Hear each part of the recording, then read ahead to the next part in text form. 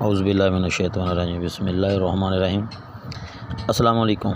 मेरा नाम हकीम मोहम्मद अफ़ज़ाल कमो। आप देख रहे हैं अब्दुल्ला दवाखाना यूट्यूब चैनल। दोस्तों, आज आपकी खिदमत में एक ऐसा नुस्खा पेश करने जा रहा हूँ। ये नुस्खा उन नौजवानों के लिए है, उन बच्चों के लिए है जो सने बलूगत को पहुँचने से पहले ही अपनी जवानी खो बैठते हैं। उनके अंदर जवानी का साहस और शबाब जब पैदा होता है तो उनके दिलों की तरह तरह के ख्यालात जन्म लेने शुरू हो जाते हैं। आखिर वो नौजवान बुरी सोबतें इख्तियार करना शुरू कर देते हैं, जिनके नतीजे में वो अपने जज्बात पर काबू नहीं रख सकते और मुश्तज़नी करना शुरू कर देते हैं। दोस्तों, आज मैं आपको मुश्तज़नी के हवाले से एक नुस्खा बताता हूँ, वो बना के आप घर में इस्तेमाल कर सकते हैं, जिसके इस्तेमाल करने से आपको बेहद फ़ायदा हासिल होगा, जिसका नुकसान भी नहीं है, साइड इफ़ेक्ट भी नहीं है, और आप ख़ुद घर में बना सकते हैं। तो इंशाल्लाह आप जितने भी लोग मुश्तज़नी करते हैं उनके लिए ये काबिल हयात से कम नहीं।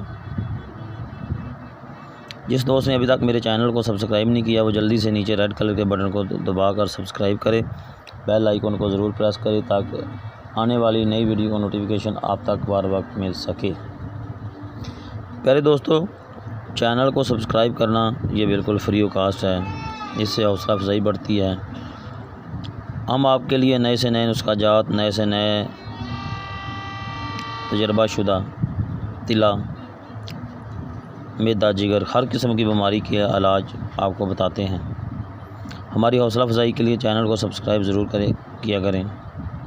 अब आते हैं टॉपिक की जानब। जब नौजवान मुश्तज़नी करते हैं तो इनका आला तनासल नशोनुमा से रुक जाता है, जिससे आला तनासल को बहुत नुकसान पहुंचता है और वो टेढ़ा, लागर, कमज़ोर और ढीला हो जाता है। जब शादी हो जाती है तो नौजवान शादी के काबिल नहीं रहता। मुश्तज़नी की वजह से आला तनासल नफ्स टेढ़े होने की वजह से, नशोनुमा रुक जाने की वजह से छोटा रहता है। अगर आला तनासल 6 इंच से कम हो तो औरत के रहम यानी बच्चेदानी के मुंह में दाखिल नहीं होता और मर्द बच्चेदानी के मुंह के करीब ही इंजाल हो जाता है, जिसकी वजह से औलाद से महरूम हो जाता है। तो दोस्तों, जो मैं आपको आज नुस्खा बताऊंगा उसके ऊपर आप अमल करें, वो नुस्खा बनाएं, जिस अपने नफ्स के ऊपर अच्छी तरह मालिश करें, अगला हिस्सा छोड़ के टोपी वाला, बाकी मुकम्मल नफ्स के ऊपर अच्छी तरह मालिश करें। मालिश करने के बाद ऊपर गर्म पट्टी वगैरह बांध दें तो आप इस बीमारी से बच सकते हैं। दोस्तों, नुस्खा आपने नोट कर लेना है। आपने लेना है क्या? सबसे पहले आपने लेना है खैरातीन, जिसको गडोए कहते हैं, या आपने पंसारी से चीज़ें लेनी हैं।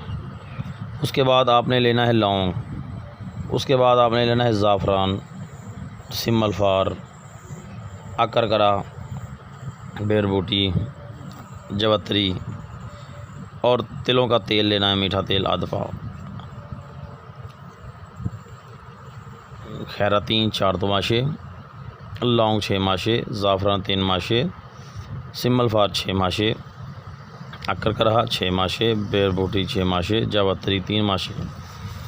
मीठा तेल जब आपने कढ़ाई में डालना है तो ये तमाम चीज़ें जो हैं इसको कढ़ाई में डाल दें।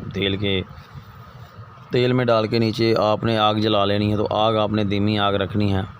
जब आपको पता चल जाएगा तमाम चीज़ें जल गई हैं, इसमें से धुआं उठना शुरू हो गया है, तो इसको आपने नीचे उतार के भून के ठंडा करके किसी जार में या किसी बोतल वगैरह में अच्छी तरह महफूज कर लें।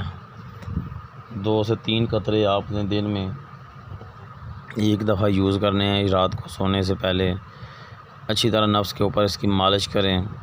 सुबह उठ के इसको अच्छी तरह गर्म पानी के साथ धो लें।